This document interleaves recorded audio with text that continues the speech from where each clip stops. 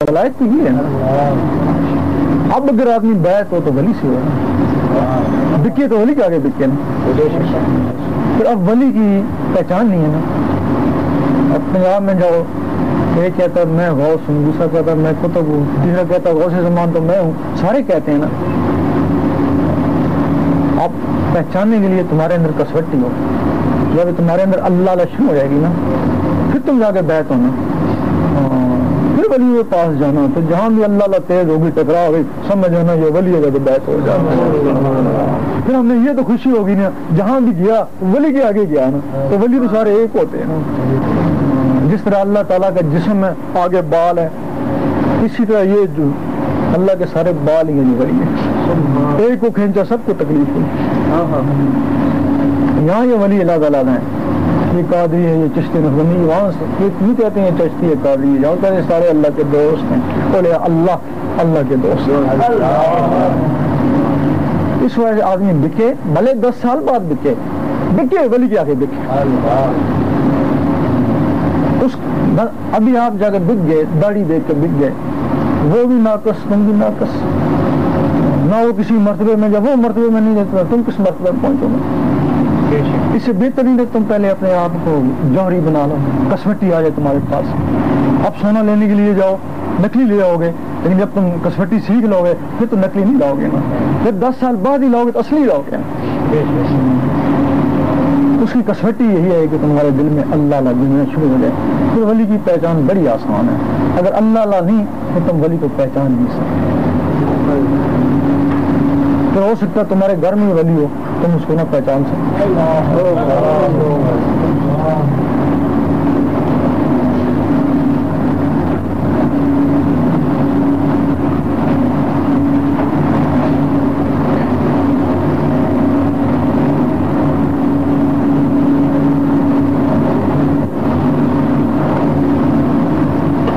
نماز روزے کے مخالف نہیں ہے، شریعت کے مخالف نہیں ہے. ہم نے اگر پایا نا تو شریعت کے ذریعے پایا. لیکن یہ کہتے ہیں کہ شریعت وہ ہونا جو قابل قبول ہونا. اس کے بغیر شریعت قابل قبول نہیں ہے نا. ہم تبھی زور دیتے ہیں کہ یہ صاف ہو پھر قبول ہے. اگر یہ صاف نہیں تو قبولیت نہیں ہے نا. اب اس کا ثبوت ہے ایک حدیث میں کہ لا صلاۃ الا بحضور قلب، دل کی حاضری کے بغیر نماز نہیں ہوتی.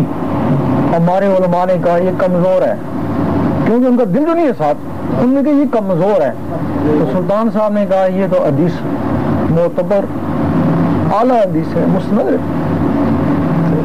آپ نے دیکھا ہوگا، فرض کیا آپ کا کوئی دوست یا ہمسایہ آپ کے ساتھ سنی تھا، آپ کی طرح درباروں میں جاتا ہے، بالکل آپ کی طرح نمازیں پڑھتا ہے. جس طرح آپ کہتے ہیں میں بھی دل سے مسجد میں جاتا ہوں، وہ بھی دل سے مسجد میں جاتا تھا نا. لیکن اچانک پتہ لگا کہ وہ غیر مکلف ہو گیا. وہ نا ایسے اگر اس کی ایک نماز بھی قبول ہوتی وہ غیر مکلف کیوں ہوتا؟ اس کا مطلب ہے جب غیر مکلف ہوا اس نے یہی سمجھا کہ میری پچھلی نمازیں نہیں ہوئی تب وہ غیر مکلف ہوا نا. اگر اللہ اس کی ایک نماز بھی قبول کر لیتا وہ غیر مکلف کیوں ہوتا؟ یعنی اس کی نمازیں قبول نہیں ہوئی تب ہوا. وہ تمہاری طرح نمازیں پڑھتا تھا، جب وہ غیر مقلد ہو گیا اس کی نمازیں کو تمہاری نمازوں کو کیا اعتبار؟ اگر وہ غیر مقلد ہو سکتا ہے نمازوں کا اعتبار نہیں تو تمہاری نمازوں کا بھی اعتبار. اعتبار اس وقت ہوگا جب یہ دل نمازوں کے ساتھ ہوگا.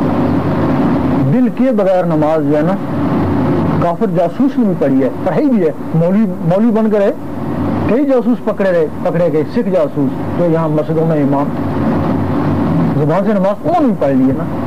دل ان کے بھی کالے، اور مسلمان کھڑا اس کا بھی کالا ہے. تو کیا فرق کیا ہے؟ فرق اتنا ہے کہ ایک دجال کے گدے پہ بیٹھا ہوا اور ایک عیسیٰ علیہ السلام کے گدے پہ بیٹھے ہیں. دونوں گدے اندر سے دونوں گدے ہیں. فرق یہ ہے کہ یہ کہتا ہے کہ میں مسلمان ہوں اور وہ کہتا ہے میں کافر ہوں. لیکن حساب کتاب دونوں کا ایک ہی ہے. انہیں کے لیے حضور پاک نے فرمایا صبح مسلمان ہوں گے تو رات کو کافر ہوں گے. وہ ان کے لیے کہا نا.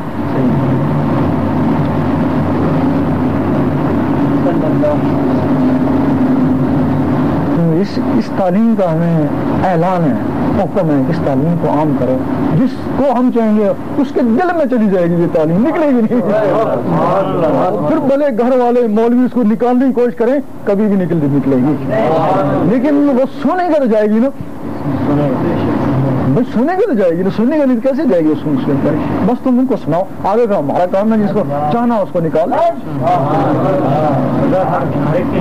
نہیں، ہر ایک کے لیے، لیکن جس کو اب چاہے گا، ہر کسی کے لیے 24 گھنٹے آپ لگ رہے ہیں، ساری عمر لگ رہے ہیں نہیں، اور جس کے لیے ہوگی وہ دور سے سنے گا، کہے گا لبیک، یہ بات ہے نا، تو اس کو ہم بار بار اس وجہ سے کہتے ہیں کہ اللہ کا حکم ہے تاکہ اللہ کی طرف سے ہم کو بھی پکڑ نہ ہو، تو نے میرا نام بیچنے کیوں نہیں دیا؟ بھائی تو خود کہتا رہا تو میرا نام لیتا، شاید میرے نام سے وہ میری طرف لوٹ آتے،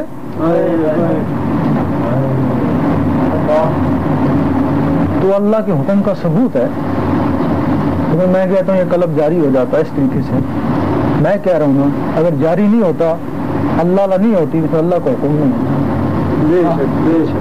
لیکن اللہ کا حکم نہیں ہے نا، میں کہتا ہوں ہوگا وہ چاہتے ہی نہیں ہے، پھر نہیں ہوا، لیکن اگر میں کہتا ہوں اللہ کرو جاری ہوگا، جاری ہو جاتا ہے تو اس کی رضا ہے تو جاری ہو جاتا ہے، یہ ثبوت کافی ہے نا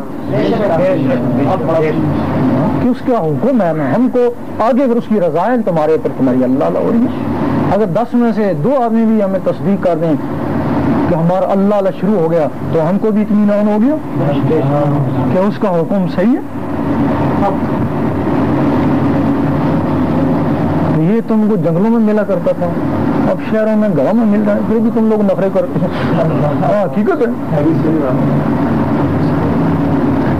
تو پھر یقین کرو کہ یہ بات سننے کے بعد اگر تم نے عمل کیا نہ ہوا پھر تو خیر ہے، بچت ہوگی، تم نے عمل کیا لیکن نہیں ہو سکا، تم تو مجرم نہیں ہوئے نا، کہ تم نے عمل کیا تھا لیکن نہیں ہو سکا، لیکن عمل ہی نہیں کیا، اس کو ویسے ہی سمجھا، تو پھر جب تم کبھی کسی وقت بھی نماز پڑھی نا، وہ نماز تمہارے لیے مصیبت بن جائے گی، جب تم نے کہا دکھا مجھ کو سیدھی راہ، اس کو بڑا غصہ آئے گا، بھائی جب کہو گے دکھا مجھ کو سیدھی راہ، یہ تو چھوڑ دیا سیدھا راستہ تھا، پھر کیا تھا سیدھا راستہ دکھا، اس کو غصہ نہیں آئے گا؟ تیرے پاس میں نے ایک بندہ بھیجا تھا سیدھے راستے کے لیے، تو تو نے اس کو جھٹلا دیا، کہتا سیدھا راستہ دکھا، کتنا مکار ہے، ہاں ترجیح نہیں دیتی سیدھے راستے کو، کب کہتا سیدھا راستہ دکھا، زبان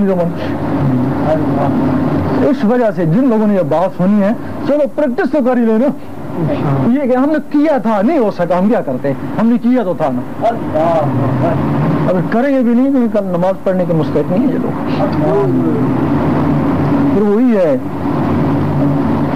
ان نمازیوں کے لیے تباہی ہے جو نماز حقیقت سے بے خبر ہیں، یہ نماز حقیقت بنتی ہے، ان لوگوں کے لیے جو نماز ان کو نماز حقیقت سکھائی گئی تھی لیکن انہوں نے سیکھی نہیں، پھر وہی نماز پڑھتے ہیں، ان کے لیے تباہی ہے،